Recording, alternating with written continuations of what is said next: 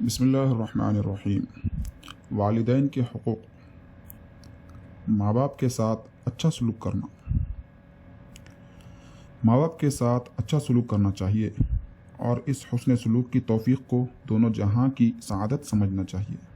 اللہ کے بعد انسان پر سب سے زیادہ حق ماں باپ ہی کا ہے۔ ماں باپ کے حق کی اہمیت کا اندازہ اس بات سے کیجیے کہ قرآن نے جگہ جگہ ماں باپ کے حق کو اللہ کے حق کے ساتھ بیان کیا ہے۔ اللہ کی شکر گزاری کی تاکید کے ساتھ ساتھ ماں باپ کی شکر گزاری کی تاکید کی ہے۔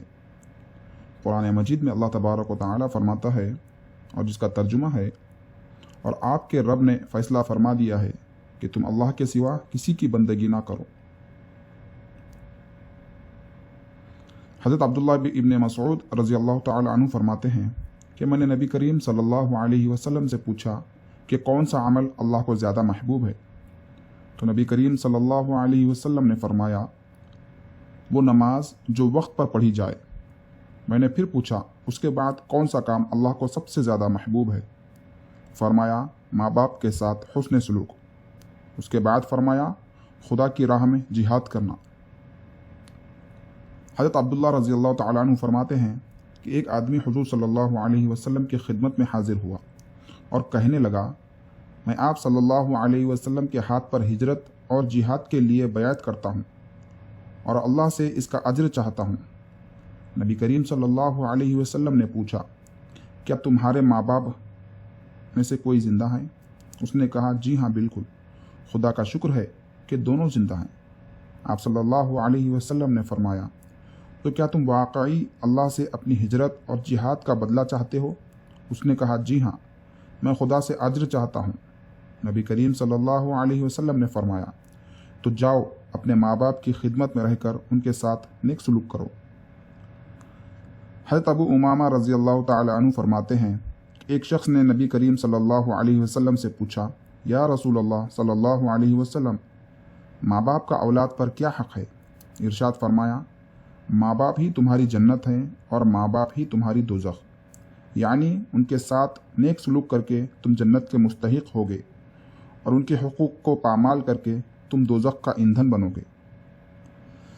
حضرت ابو ہریرہ رضی اللہ تعالیٰ عنہ سے روایت ہے کہ حضور صلی اللہ علیہ وسلم نے ارشاد فرمایا کہ تم دوسروں کی عورتوں سے پرہیز کر کے پاک دامن رہو، ایسا کرنے سے تمہاری عورتیں پاک دامن رہیں گی، اور اپنے والدین سے حسن سلوک کرو، ایسا کرنے سے تمہارے بیٹے تمہارے ساتھ حسن سلوک کریں گے، اور جس شخص کے پاس اس کا مسلمان بھائی عذر خواہی کے لیے آئے تو اس کی معذرت قبول کر لے، خواہ حق پر ہو یا نہ ہو۔ اگر ایسا نہ کیا، یعنی معذرت قبول نہ کی، تو میرے حوض کوثر پر نہ آئے گا۔ اس حدیث شریف میں 3 اہم باتیں ارشاد فرمائی ہیں۔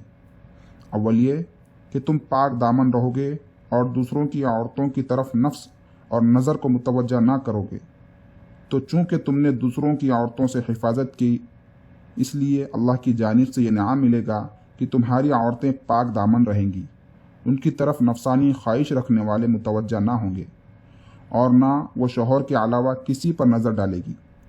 دوسری بات یہ بتائی کہ اگر تم اپنے ماں باپ کے ساتھ حسن سلوک کرو گے تو تمہاری اولاد تمہارے ساتھ حسن سلوک سے پیش آئے گی۔ ظاہری سبب کے اعتبار سے تو یہ بالکل واضح ہے، جب تم کو اولاد دیکھے گی کہ والدین کے ساتھ اکرام اور احترام کے ساتھ پیش آتے ہو اور جان و مال کے ساتھ خدمت کرتے ہو، تو آپ کے عمل سے بچے سبق سیکھیں گے اور سمجھیں گے کہ والدین کے ساتھ حسن سلوک ہمارے معاشرے کا حصہ ہے۔ ہم کو بھی اپنے ماں باپ کے ساتھ یہی کرنا چاہیے جیسا ہمارے ماں باپ نے اپنے والدین کے ساتھ کیا، اور باطنی طور پر اس کو اس طرح سمجھیے، ایسا کرو گے ویسا بھرو گے کے مطابق ہے۔ جب آپ نے اپنے ماں باپ کے ساتھ اچھا سلوک کیا تو اس کے صلے میں اللہ تعالیٰ تمہاری اولاد کو تمہاری طرف متوجہ فرمائے گا اور اولاد کے قلوب میں تمہاری عزت اور وقار ڈال دے گا۔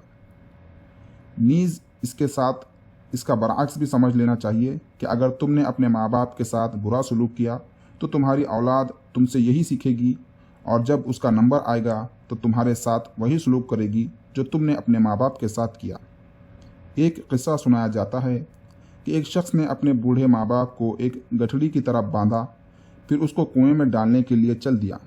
جب ایک کنویں کے کنارے پر جا کر رکھا اور قریب تھا کہ کنویں میں ڈال دے، تو باپ نے کہا کہ بیٹا اس کنویں میں نہ ڈال، کسی دوسرے کنویں میں ڈال، کیونکہ اس میں نے اپنے باپ کو ڈالا تھا۔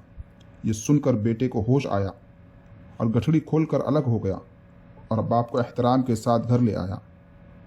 تیسری بات یہ بتائی کہ جب کسی مسلمان سے کوئی ناراضگی کی بات ہو جائے اور اس کے بعد وہ معافی مانگنے لگے اور عذر خواہی کرے تو اس کی معذرت قبول کر کے دل صاف کر لو۔ یہ نہ دیکھو کہ غلطی کس کی تھی، وہ غلطی پر تھا یا تم تھے، اس کو جانے دو۔ جب معافی مانگنے لگا تو معاف کر دو، بلکہ اگر تمہاری غلطی تھی تو تم بھی معافی مانگ لو، اور اس کی کوئی حق تلفی کر چکے ہو تو تلافی کر دو۔